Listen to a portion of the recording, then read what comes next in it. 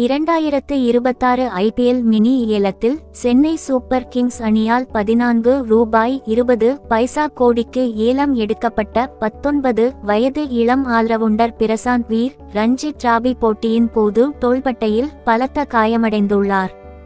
லக்னோவில் நடந்த உத்தரப்பிரதேசம் ஜார்க்கண்ட் இடையிலான போட்டியின் போது பந்தை தடுக்க முயன்ற பிரசாந்த் வீர் நிலைதடுமாறி விழுந்தார். அவருக்கு கிரேடு -2 தசைநார் கிழிந்துள்ளதால் குறைந்தபட்சம் 3 வாரங்கள் ஓய்வு தேவை என மருத்துவர்கள் கூறியுள்ளனர்.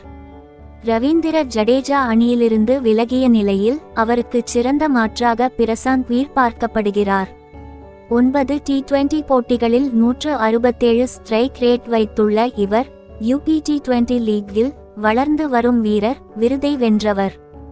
ஐபிஎல் தொடர் தொடங்க இன்னும் 2 மாதங்கள் உள்ளதால் மார்ச் மாத இறுதிக்குள் அவர் குணமடைந்த அணியில் இணைவார் என்று ரசிகர்கள் எதிர்பார்க்கின்றனர்.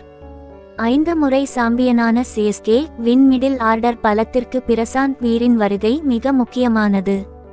அவர் விரைவில் குணமடைய பிரார்த்திப்போம்.